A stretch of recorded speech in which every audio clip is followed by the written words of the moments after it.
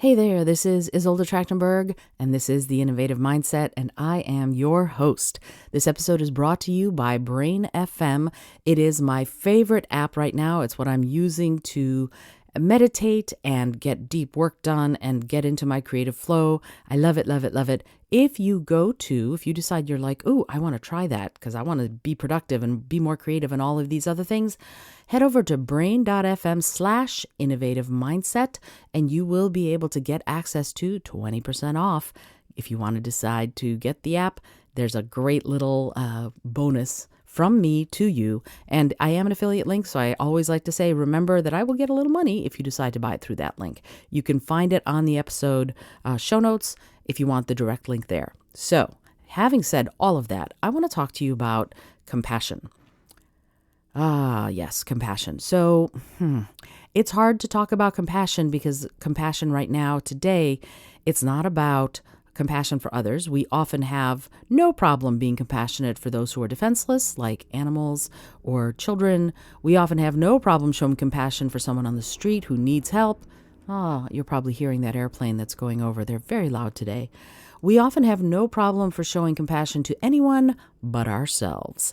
Yeah, that's the topic for today is what about compassion for yourself? And here's my way into this. Are you finding yourself really anxious about how much stuff you have to do? Are you finding the words, there's so much to do, going round and round your head like the little cartoon birds flying around your head? That's kind of where I am right now. I'm going to be very honest. I feel like it's never ending, right? There's so much. There's always more. I feel like I'm never going to catch up. Those are all words I say to myself. I really do. I have a certain amount of anxiety, and I don't talk about it very much, but I have a certain amount of anxiety all the time because I feel like no matter how much I do, no matter how productive I am never going to catch up to all the things that I want and need to accomplish, frankly, before I die, right? So that's where I am today.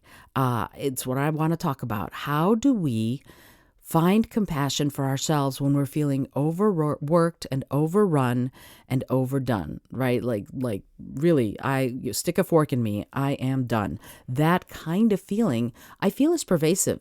And what's really bad is that it taps us into imposter syndrome, and it taps us into the I am not doing enough, and I am not enough, and I am, all of those things, they sort of, one sits on the shoulders of the other, and they serve to just keep you sort of being pounded into the dirt, as they say. So that is something to think about. How do you do it? How do you show yourself compassion when you feel like you don't even have time to do that, right? Because there's so many things that are being required of you, so many to-do list items that are dancing in front of your eyes.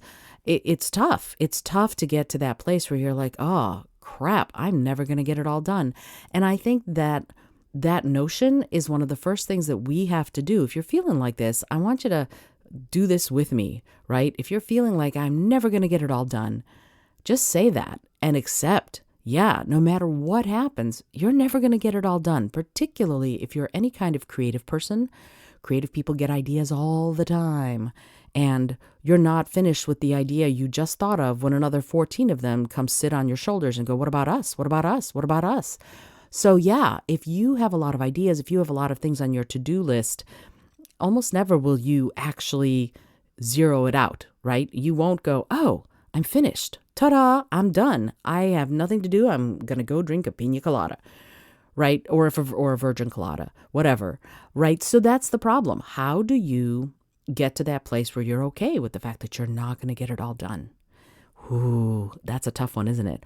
And you know what? I think we need to, because we're all, so many of us anyway, are running around going, I feel like the list just keeps growing. It just keeps getting bigger and bigger and bigger and bigger. And the second I cut something else off, another thing grows. It's like a hydra, I guess, right? You cut off one head, another one grows back, or maybe not just another one, but maybe 14 of them.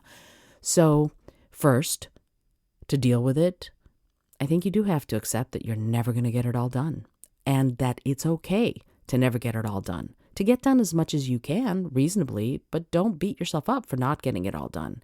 And second, and maybe this should have been first, is to stop for a sec and breathe, right? One of the best things, and if you listen to the show, you know what a big proponent of breath I am.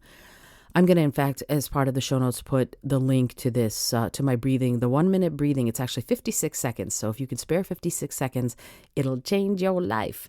It's all about getting back into your breath and allowing yourself the opportunity to chill for just a minute and realize that it's okay if you have not gotten everything done.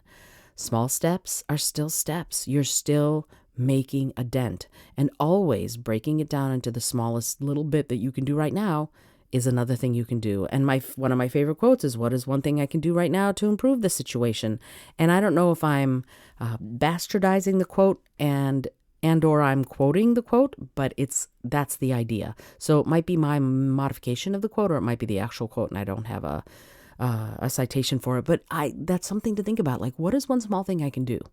It doesn't have to be, I'm going to scale the Empire State Building.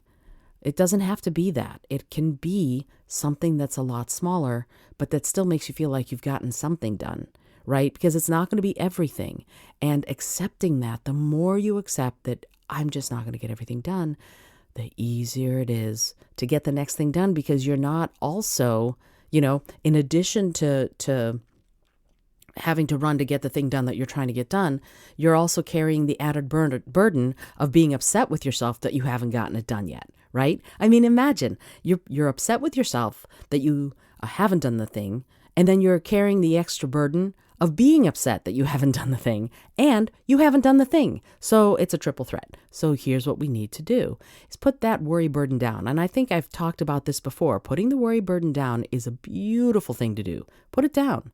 Because as soon as you accept, I'm never going to get it all done, it becomes a lot easier to save and conserve the energy that you were wasting on worrying about getting everything done towards getting the things done that you're trying to get done. Energy is a zero-sum game, right? So you can neither create nor destroy energy. You can just change its form. So if you're spending energy being bummed out that you are not getting everything done that you're trying to get done, have compassion for yourself and release that energy to free it up to doing the things that you want to get done. I know it sounds counterintuitive and bass-ackwards, but it's true. So I encourage you to think about that and try and accept that you're never going to get it all done, and that that's okay.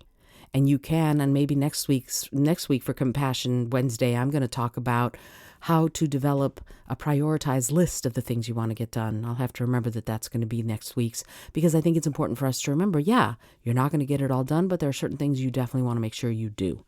I definitely wanted to make sure that I was going to write books, doggone it. And so I switched my life around to such a way that I can. And that meant letting go of some other things. So that's something to think about as you do what you do. Alrighty. This is Isolde Trachtenberg for the Innovative Mindset Podcast. I'm going to remind you, please, if you're liking these short little episodes, drop me a line, leave a comment, or even better, leave a review. I love reviews. It'd mean the world to me if you left a review for the show. Until next time, I remind you to listen, learn, laugh, and love a whole lot.